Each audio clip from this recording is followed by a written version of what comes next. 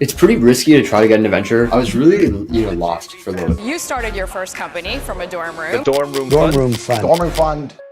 I don't know. I found that like very rewarding, like something about me having like value in a social kind of like setting. First, I was in India for a little bit of time. Then I was in Austria, North America, Singapore in high school. And then obviously I came to Berkeley. Every sort of like country that I've lived in has sort of had its own little like bubble experience. I don't think people are necessarily like born with a certain interest to find. Thanks for having me on, Bosco. Hey everyone, I'm Shasi. I'm a junior at Berkeley. I study engineering and business.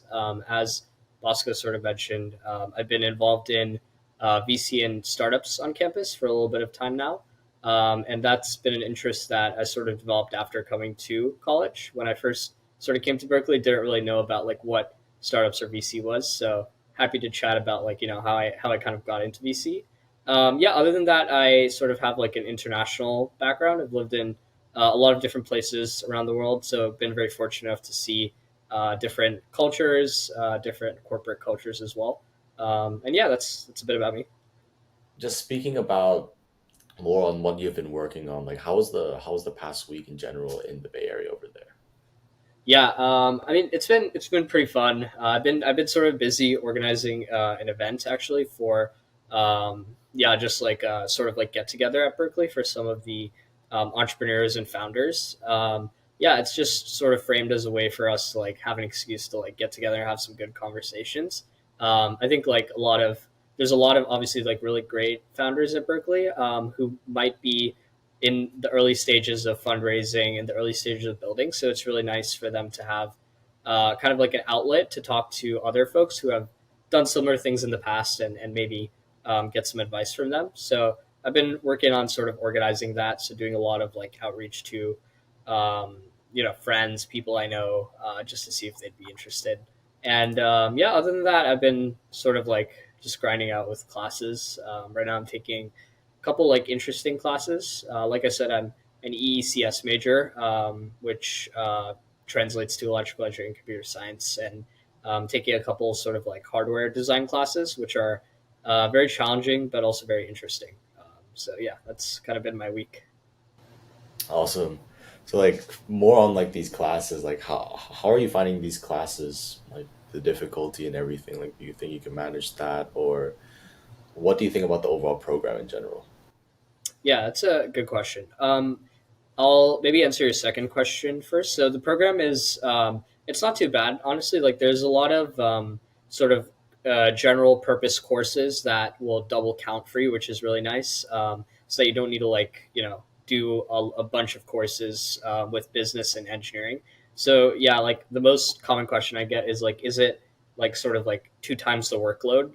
And I would say it's not. It's probably like maybe 1.5x. And it's pretty common for people to still like graduate early and do study abroad programs, even if they're in MET. So I would say like the program's been pretty good at like supporting us in that regard. I think your first point about like sort of the difficulty of classes after coming to college, I think it's very different sort of learning and teaching style from high school, and it takes a little bit of getting used to. So I guess it was difficult in that sense, like adapting to how colleges teach things. I think the main difference is that at college, like things are taught very quickly, so you kind of need to be able to understand a concept very quickly and then be able to apply it as well, like whether that be homework or tests or whatever. So that's something that I've been like, I guess, working on. And then generally speaking, I think like technical courses at Berkeley are decently challenging. I would say like they're not necessarily like the most like sort of complex topics. Like they're very much like based on first principles, but a lot of the things that we're doing, they just require a lot of time. Like the labs, for example, for these like hardware design classes, you have to sort of debug your circuits, or you have to like design your circuits. I took a class last semester where we actually like basically like fabricated a chip. So that was super cool because you get to use a lot of like chemical processes and stuff. So obviously it's not like the most complex topics, but it is very time consuming. So I think like that is how I would characterize like Berkeley technical classes. Hmm. I mean, just speaking to so many Berkeley students in general, it's like you guys are really like such impressive individuals because you're not only taking these classes, but there's so many different clubs going around, right? So many different Yeah, opportunities.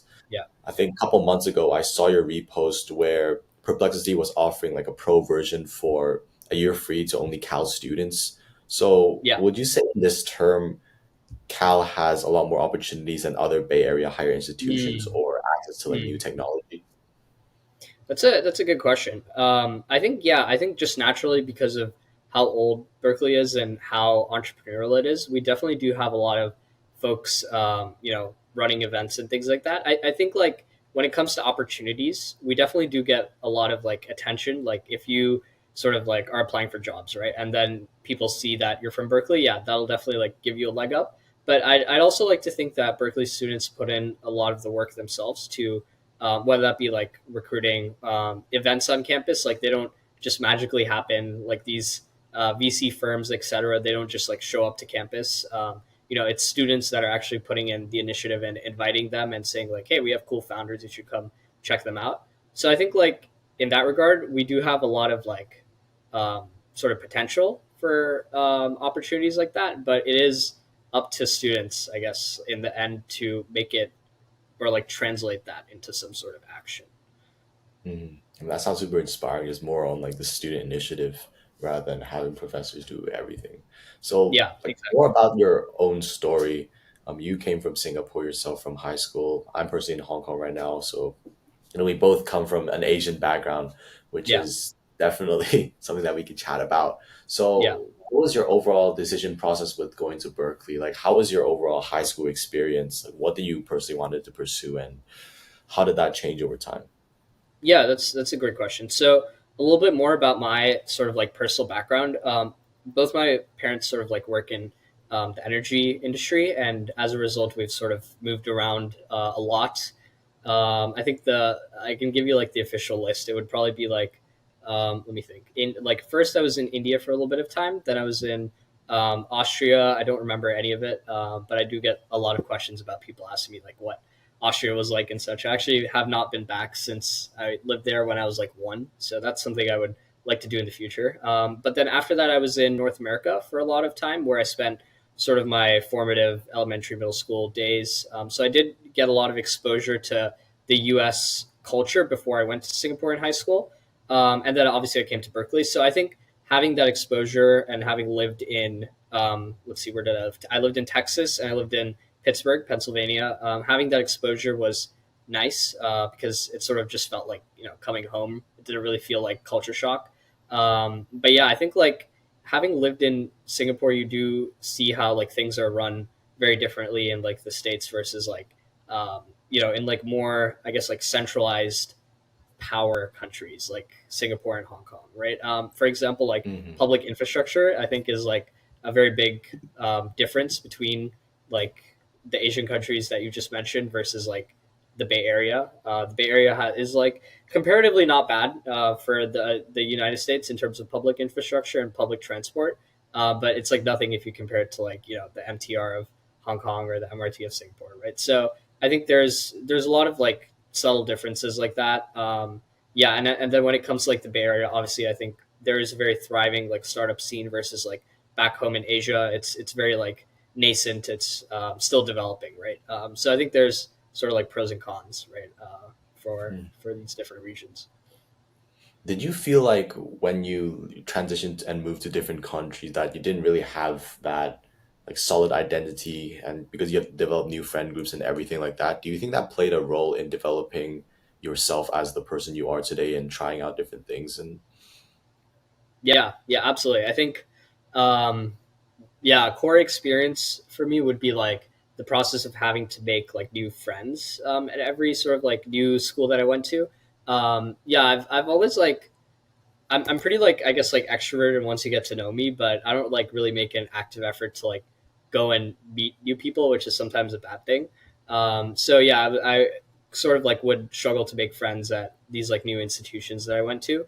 So that was like definitely a challenging and like common aspect to like moving around a lot. And I think to your point about like identity, right? It's definitely something that I've thought a lot about and like struggled with for sure.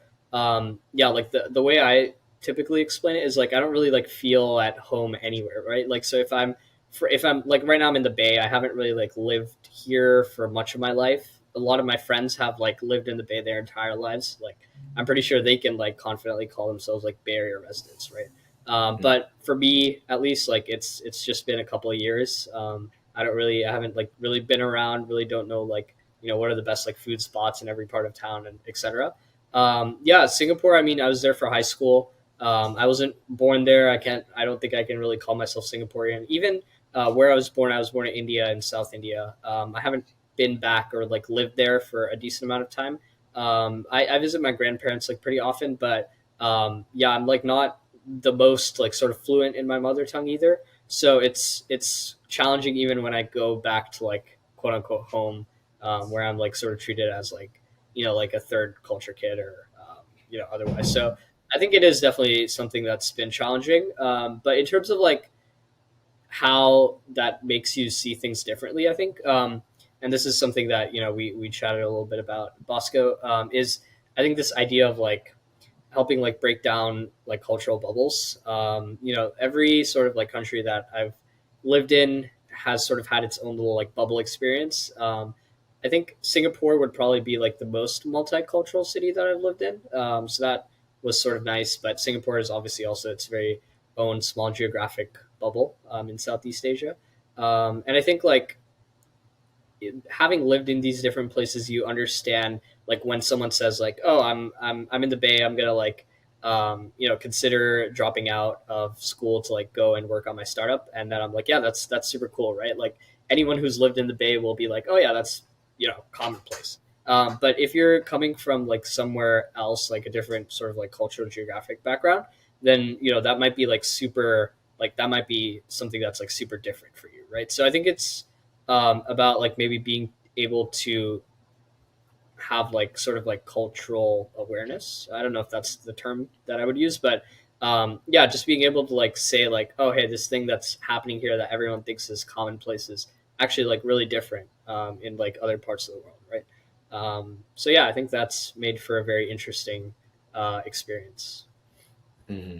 I mean, I have huge respect for this because I think if after you look at different cultures, you can really develop this awareness and also respect for these culture, and you understand people in like also a better way, which is really helpful for any fields that Yeah, you're going to be definitely. diving in. Mhm, So, mhm. speaking about your interests, either outside of academics, what have you been working on mostly in high school or in middle years?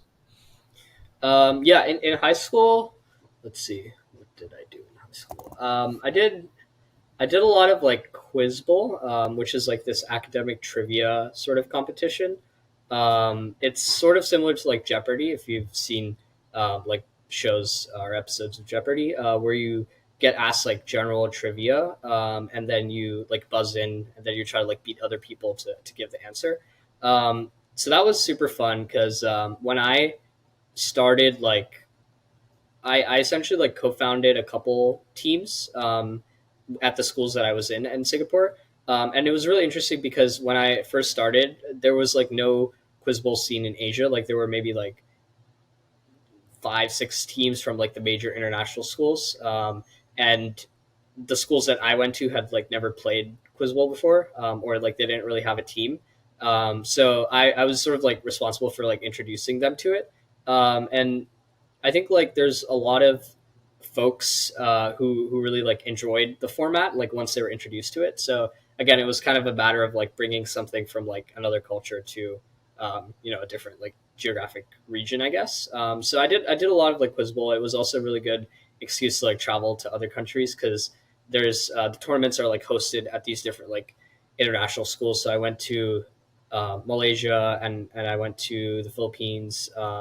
And Asian Championships was in Shanghai, so I had an opportunity to visit Shanghai for when I was there for the tournament. So yeah, it was a really good, really fun experience, I think. And then outside of that, I did a lot of sort of like activities at my high school. We were just sort of like required to do them for the program that I was in, like a lot of service based activities. Some of the more interesting ones that I did, I remember like volunteering at like a an elderly care home in Singapore. So that was like super fun because I got to learn how to like play mahjong, and I got to like learn how to like speak little bits of like Cantonese and Mandarin to like communicate with Mhm. these folks at this senior care home. So that was also a really fun experience, I think. Yeah, outside of that, yeah, just like classes, I guess. Yeah, I took a pretty sort of like not really like I wouldn't say it was like intense, but it was very like grinding or like workload heavy sort of curriculum. So that was definitely like the majority of my time in high school, just studying for tests and whatnot. Mm. I think speaking about some other things that you've done or like listed on your profile, right? You also did quantum computing back in 2021 in IBM for Yeah, the largest computing software company, and then you also did the Conrad Challenge. You yeah. created a high school 3D printing with renewable plastic materials, Kickstart campaigns there. So, like in between all of these experiences, like I think one of the things that many founders or many people see, which neglects them from being a founder, is they don't really see Mm, instant results, right? mm, Which causes them to stop in between. But what was the factor which motivated you to do all of this? mm. Good question. Um, I think like a common thread that you'll see with those activities is there's some like hardware component to it. Yeah, like for example, with the bow ties, a lot of it was the actual prototyping. With the Conrad Challenge, there was also like a prototype involved, and it had to do with like aerospace hardware. Yeah, I think like I've always just generally been interested in hardware. Obviously, like my parents have sort of like influenced me. They're both like, and they come from an engineering background. Um, and yeah, like from a very like early age in when I was growing up in Houston, we were really encouraged to do a lot of like hands-on projects in science classes, whether that be like learning about space by building a model of the sun, or like trying to build a space colony by using like making a physical prototype, right? Like using recycled plastic bottles, etc. So I really enjoyed the hands-on like aspect of it. I think yeah, I still like working with hardware to this day because it sort of like has this tangible aspect to it. Like you can see the results of your work, and you can like touch it and feel it, as opposed to like CS, where CS is like also nice. It's like instant gratification, but you can't really like touch or feel or see your results, right? So yeah, that's kind of like why I've been interested in hardware. I think from a pretty young age, and yeah, I remember also being interested in aerospace from a super young age as well. My parents would often take me to Johnson Space Center in Houston, which is where sort of like mission control is, and yeah, they would always have like the coolest exhibits, and for the longest time, I wanted to be like an astronaut. So that also like was a big motivating factor, I think, just to like continue my interest in that space. Yeah. Hmm. I mean, it's definitely awesome for like those people who actually, found their interest in the early age. But do you believe, like based on life and philosophy, that everyone has definitely like a certain set of interests, like when they're born, they just have to find it? That's a really good question. Um, I think that like for me personally, I don't even think I've like particularly found my interests. Like right now, I am like still very interested in hardware and aerospace. I'm also interested in like investing, which is obviously not hardware related at all. So I think there are opportunities that arise in life where you have like the chance to do something different, like from what you're sort of like pursuing right now. I think like from a pretty young age, the way the educational system is set up of the world, it sort of like says like, hey, like you're good at this and you're not really like good at this, so maybe this is the path that you should sort of pursue. But at like different stages of the system, you're introduced to like different things. Like for example, in high school, I was not aware of like finance at all, and like what the career paths in finance were. But after coming to college, like almost everyone wants to like go into a finance job of some sort if they're a business major, an econ major. So I think like I don't think people are necessarily like born with a certain interest to find. I think it's more a product of like nurturing versus like nature. It's like embedded within you. And I do think that a potentially like dangerous sort of like implication of this is that your interests can very easily be influenced by like what other people are interested in around you. I remember like in my like freshman sophomore year of college, a lot of people who were business majors like myself were very interested in recruiting for like banking and finance jobs, and so I was like, hey, maybe I should like try that as well because everyone else is doing it. And I mean, it seemed sort of like cool to interact with these folks. I don't think I would say that I wasn't interested in it. Like I if I had the opportunity to work in banking, I'm sure I would have. But I just found out that maybe I wasn't the best at it compared to like other things that I did, like hardware and venture capital. So I think it's this combination of figuring out like what actually interests you, and then being introduced to like new things through your external environment, and then also like finding out like what you're good at, and then like it's somewhere at the combination of those three circles, I guess. So yeah. Hmm. I mean, super interesting because like everyone's interest definitely dynamically changes, and really, even for me personally, I see things I'm interested in change because of social pressures and social factors. So, Yeah, do you have definitely. like a system that you like where you just keep track of all of your like core identities or core things that you're interested in, and you rely on that? Mm, yeah, that's a good idea. Maybe I should just start doing that. I I try to like like kind of like I'll like organize my to-do list into like different categories, I guess. Not really based on interest, just based on like task groups. One thing that I've been like trying to do more is like use the notes app on my phone more. So like if there's like a new interest that I'm like working on, like right now it's photography. I'm working on like researching like different like cameras right now, and I'm looking to like potentially buy one and then maybe just start like messing around with it. So like I've like made a list of like good resources for like finding cameras, and then after I get it, like good resources for like photo editing. So I think like yeah, there's like opportunities to like organize your interests, but maybe that's like a good startup idea potentially, a way to like organize all your interests and centralize them in one place. But yeah, I know Mm. like a lot of my friends have like Notion boards where they like track all this stuff. Yeah, I don't know, like something philosophical about me says that like maybe you shouldn't be tracking every aspect of your life. Like some things just happen organically, and maybe you should let that happen. So yeah, that's my take on Notion boards, I guess. Yeah, awesome.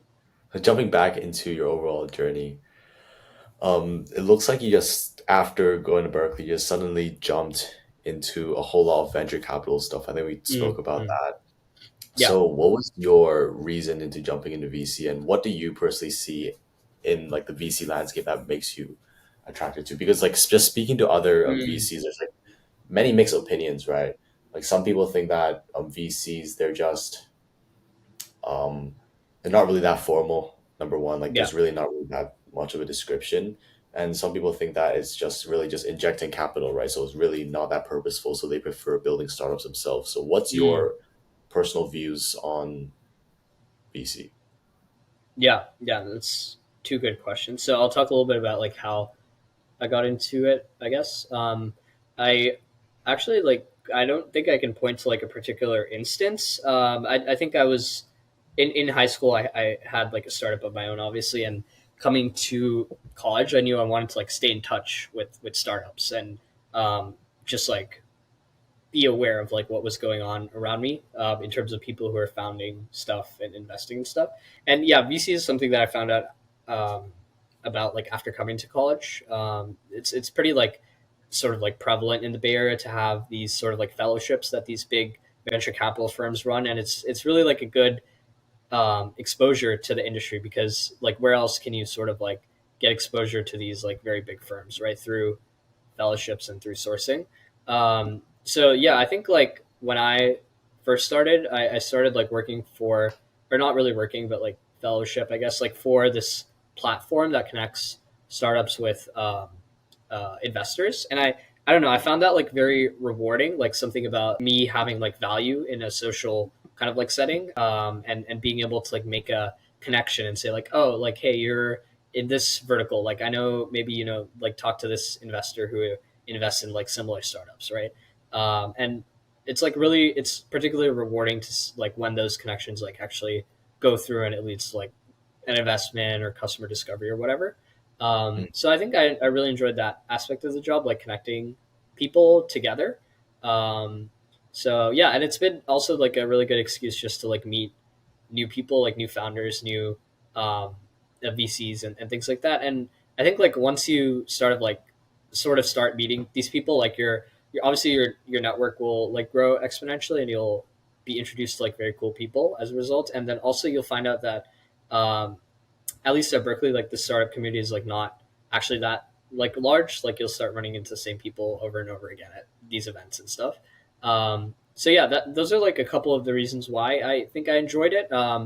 Yeah, I think like the point about like building versus VC, that's a very like valid point. I think you mentioned a lot of good points. I think another thing that people will take into account sometimes is like where they want to like add value. I think you can add value as like an early stage like product manager or like a business operator at a startup. But if your sort of goal is to like look very like long term and say like, okay, I don't want to like focus on this one specific problem that this startup is focusing on, but I want to look at like a larger industry, let's say like hardware, right? And I have some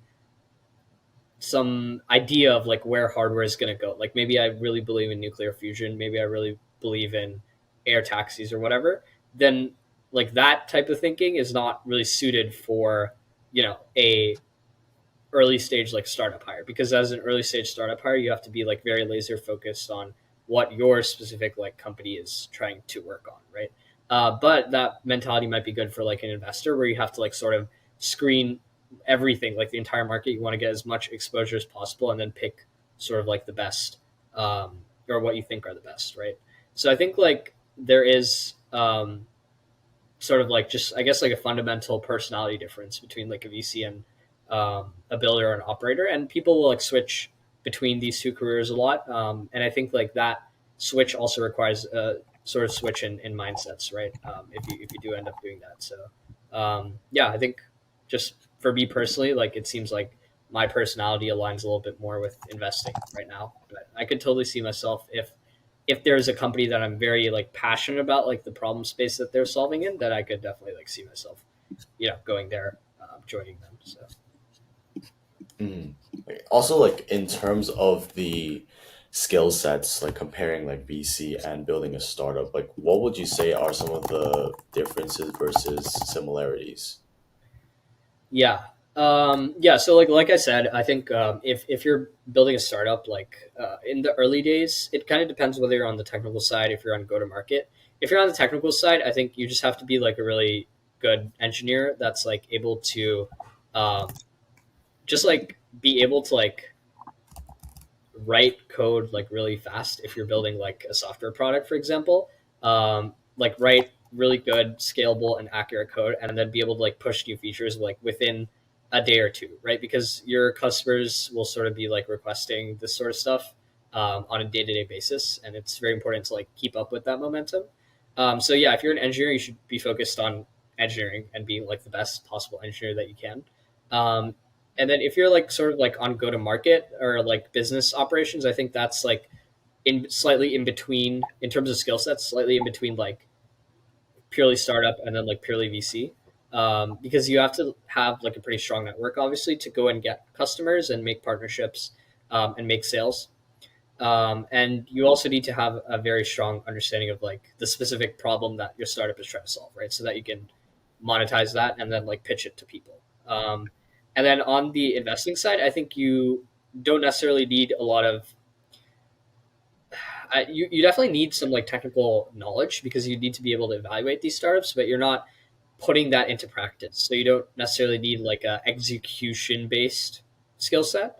What you sort of need is like the ability to have a very like broad network, I guess, so that you can source as many like deals as possible and try to get like as many like shots on goal as possible. And then I think like another um, key kind of thing that you need is like you can you need to like strike a sort of like balance between like being an optimist and being like pragmatical, I guess. So like if you're sort of like a optimist, obviously you have to be an optimist if you're in venture capital. You're going to look at like all these different industries and say like, hey, this looks pretty cool, even though like maybe like larger companies right now don't believe in it, like nuclear fusion, for example, right? And then you also have to be sort of like pragmatic, because you have to be able to identify like, okay, which startups are actually going to succeed and like sort of like monetize whatever optimistic problem space that you're envisioning, right? So yeah, I think like those would be maybe some of the key things. So Hmm. I don't know if you can see, but I just pulled up a shared screen to like yeah, I can see it. put Venn diagrams. So that's super interesting, and I think it's really good visual representation over there. Yeah, absolutely. Yeah, and like I said, I think like go to market slash operations is like somewhere in the middle. It kind of depends on the startup, but yeah, I think a lot of folks who end up like transitioning into VC or transitioning from VC into startups, they'll often do like, yeah, go to market on operations. Some people will, if they have like a technical background, they'll join as like an engineer or whatever. But yeah, Mhm. Diving more into like the day to day of like VC, we talked about inbound due diligence, sourcing, and yeah, stuff like that. So yeah, could yeah. you maybe like break down in like a more specific way, like one of your previous deals that you've sourced, like the overall processes and everything? Sure, sure. Let me think. So yeah, like before I joined my current fund, dormant fund, I was actually helped them source like a deal um, that was kind of like interesting. It was like in the sort of like AI space. They were building like uh, sort of like RAG technology, but for defense applications specifically. And then for like defense, the main thing that they need is like assured security, that like their information is not going to get leaked to a model, or their data is not going to like leave the premises. So they were dealing with that sort of like problem space. And I think like the way that I went about sourcing this, I can't remember like exactly where it came from, but I think it was like one of the many sort of like group chats that I'm in, one of the many sort of like SF founder group chats. And I remember like at Berkeley founder like posting in there, and then she was like, hey, I'm building this sort of like startup. We're looking to raise like a pre-seed round. And then yeah, I sort of saw that and said like, let me at least like take a initial like phone call with her. I think in VC, like this is my personal philosophy. I don't know if all VCs subscribe to this, but regardless of like what my opinion on it, like what my initial opinion on a company is, like I always try to take at least like one phone call or conversation with the founders, so that maybe they can like convince me otherwise if I'm like not very like optimistic about what they're doing. So I think like yeah, I sort of had that first conversation and it seemed like super interesting, and then after that I kind of like passed it along to a couple like folks at DRF, and then they sort of like went through their internal process to like determine whether they want to like invest or not. So I think like to shed a little bit of light onto like what that process looks like, and I think this is like pretty similar for most VCs. Is the day to day is like a lot of like sourcing, like you said, so like a mixture of like inbound and outbound, like reaching out to folks that seem interesting on LinkedIn, and then them reaching out to us as well if they say like if they find our firm interesting. And then it's a lot of like yeah, like you said, like internal discussions with teammates about like what we think the pros and cons are of each investment, and like also the due diligence that we typically do with folks on our team. It might be people that we bring in from outside that we know who are like experts in the space. And then yeah, and then after that it'll be like sort of like an investment committee meeting, I think is like the official term in the industry. um, that it involves like basically all the members of your team, and then you like vote on the deal, basically whether you want to invest or not. So yeah, that's usually like the day to day. And like for a deal, I don't know like what the industry standard is at pre-seed level, but maybe like 5 to 6 weeks from like sourcing to completing a deal. Yeah. And you just repeat it basically. Yeah, pretty much. Yeah, yeah. And then like outside of that, obviously there's a lot of like networking and things like that, like going to dinners, going to events, maybe organizing events sometimes. So those are like more one-off things. Mm,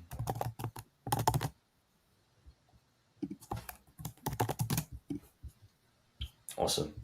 I mean, how long do you think you're gonna personally stay in the VC space? Ooh, it's a good question. Um, I think I'm definitely gonna like try to stay involved after college. I don't know if I'll like be in VC as like an investor, but I'll definitely like be involved. I know like some firms like have this sort of like program where you can be sort of like working at a company. It could be a startup, could be a larger company, but you're still like able to source companies for them. Yeah, I think like another thing that maybe I'll consider like very far down the line is like potentially like investing in these startups like myself, as like an angel or whatever. I think that's like a really good way to like stay in touch, like regardless of how much like capital of your own you deploy. It's a good way to like stay in touch with like what's going on in like the industry. And I think like even if you take like a regular job out of college or um, yeah, like a non VC job, pretty much like it's still a nice way to like incorporate some of that stuff into your quote unquote like normal job, because you'll be able to say like, maybe this industry is like going this direction, right? Or if your company's trying to like do some sort of like transformational changes, like maybe they're trying to implement AI for like X or Y, you'll know like exactly which startups are like offering those services, right? And then you can like make those referrals. Um, so yeah, I think it's just like a good way to like, stay informed. So I'm hopefully planning to continue after graduating.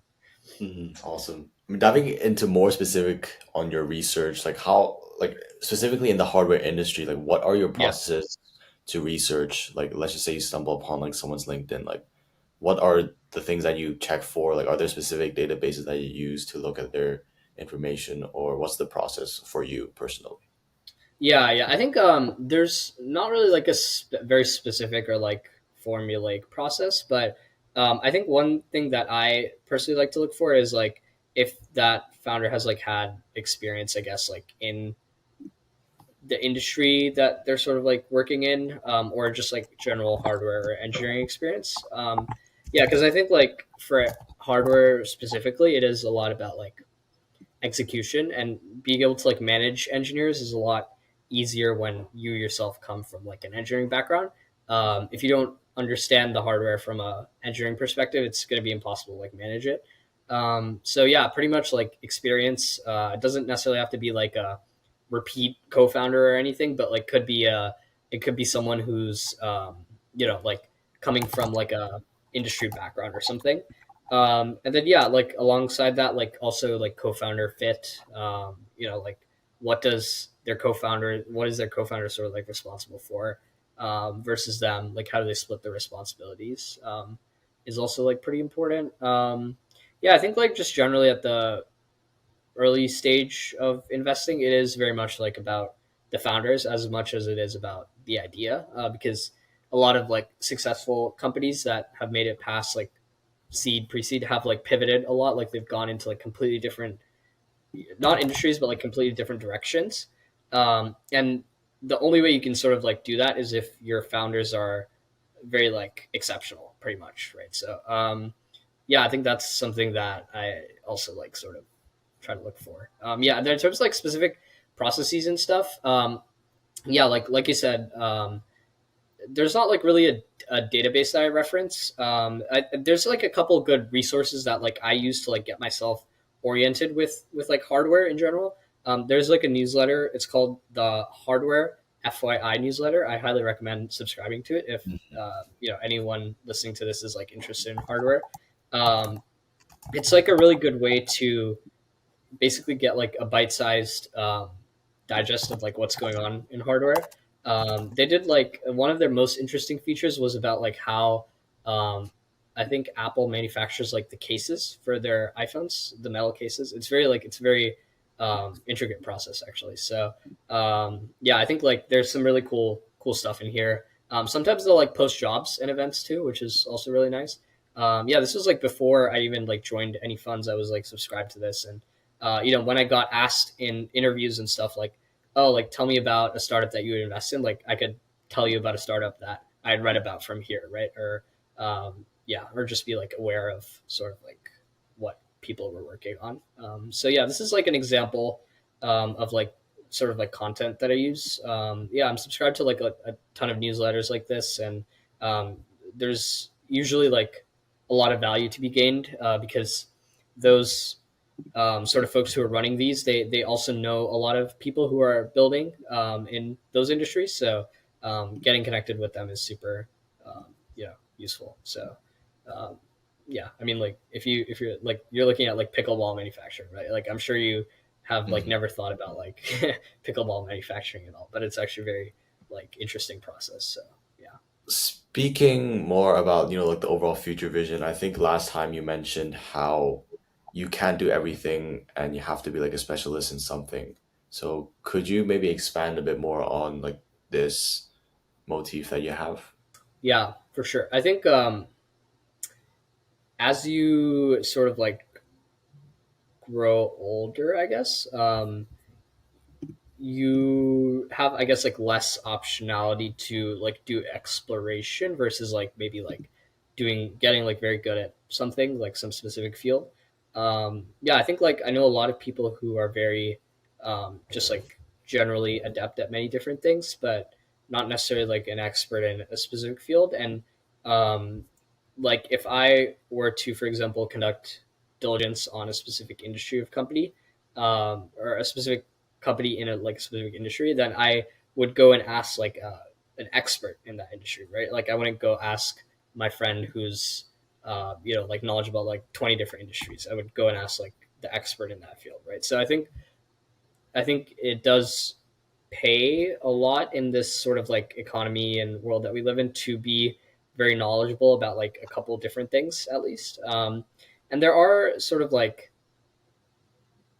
I wouldn't say that necessarily like precludes you from being like interested in a lot of things or being knowledgeable about a lot of things. Like there are specific like roles and tasks that will require you to have a pretty deep knowledge of many different things. One of my friends works in like commodities trading, for example, and you need to be aware of like politics and geopolitics and geography if you're working in that space. So um, yeah, I think like it's more so being a master of like a package of tools that is used for a specific like role, right? So if I was to go into commodities trading, then I would try to like master, being very knowledgeable about geopolitics. Maybe I would like subscribe to like a lot of geopolitics newsletters or something, and then being aware of like where all the different like plants are in the world, all the refineries, etc.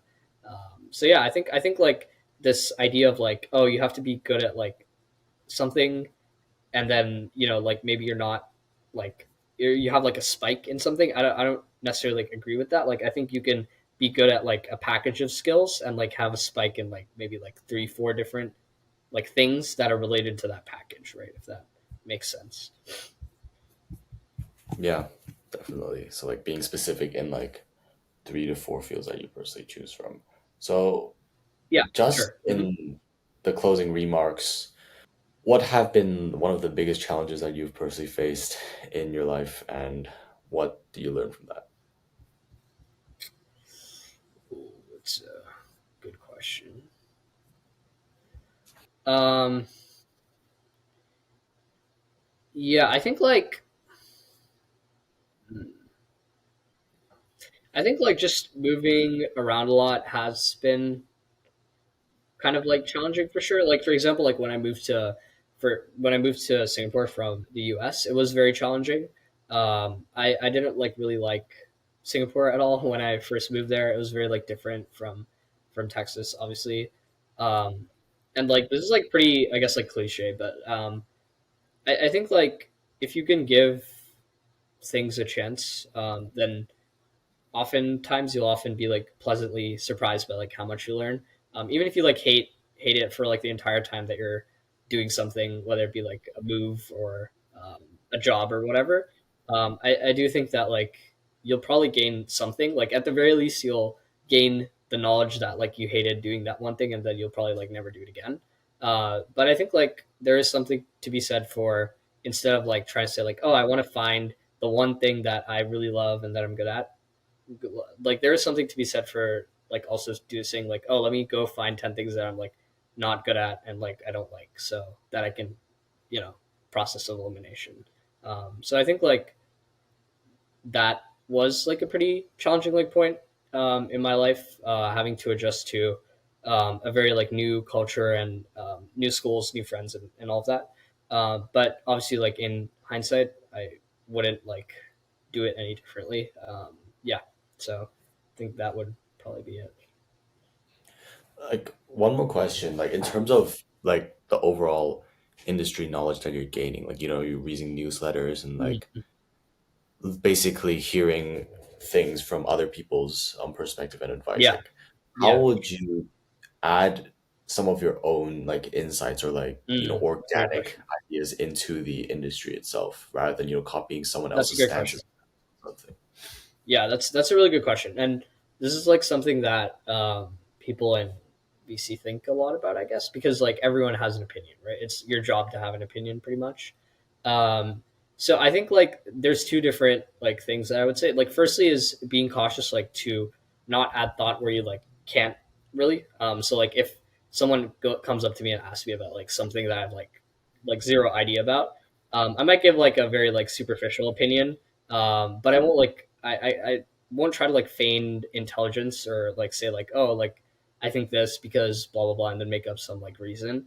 Uh, I think like sometimes a lot of people in VC will like have a lot of like opinions or generalizations of things, but I think ultimately, if you're trying to make like an investment and most of your investments are sort of like unexpected returns on capital, because like a lot of these companies, like people have, many VCs have like passed on them and they've said like, oh, your business is never going to scale, your customer acquisition strategy is not good, like etc. Um, but then they go and like prove everyone wrong. Like I think this is inherently a game of like um, being contrarian, basically, and like the contrarian perspective, like winning in certain cases. So I think like you should be cautious to not like add your opinion when like there are experts maybe like who have already like come before and like presented their opinions.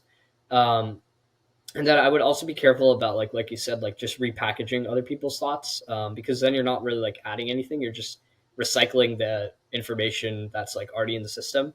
Especially like if it's like, oh, I just like agree with what you're saying, right? Like that's just like kind of like um, you know recipe for like an echo chamber, which is not good in VC. You obviously want to have like different perspectives and like constructive debate. But yeah, I think like one thing that I've been thinking about recently is like um, doing some more like writing and stuff on my thoughts about like certain industries and certain companies. Yeah, just because I think like writing is also a good exercise for you to like clarify your own perspectives on things. And yeah, like I said, like if you are sort of like an expert on something, then you can add like maybe a new like or novel take, right? And I think like when I'm going into this sort of stuff, I try not to like read too many like opinions of like other people, which is kind of difficult because like if you're an expert in something, that you're probably like reading a lot about it. But I think like you can read like, for example, a lot of research papers, and then maybe come up with your own opinion based on that, as opposed to like reading a bunch of like blogs about the research papers that then inject their own opinions, right? So yeah, I think like in regards to your point about like how do you add net new information, it's about being like very conscious about like where your biases are coming from and like which sources you're reading from, and like how much of other people's opinions you're using versus just like you are coming up with them on your own. So yeah, that's definitely something that I have thought about though when thinking about like writing stuff and making content. Hmm. I feel like it's also something to do with like just experiencing more things in real life, like tangibly, Yeah, and or even yeah, like mixing different domains together. So, for example, like yeah. applying aerospace to like maybe green tech, or just having like Mhm. all different domains and mixing them together, which will also build this organic and unique view of yours. Yeah, no, But that's yeah, a fair point. Shasi, really appreciate you hopping on the Gen Z Fast Lane. For anyone who wants to contact Shasi, I'll link all of his descriptions in the description below. And yeah, until the next one, Shasi, best of luck with everything at Dortmund Fund and all of your studies at UC Thank you. Berkeley. Have a good one. Awesome. Yeah, thank you, Bosco.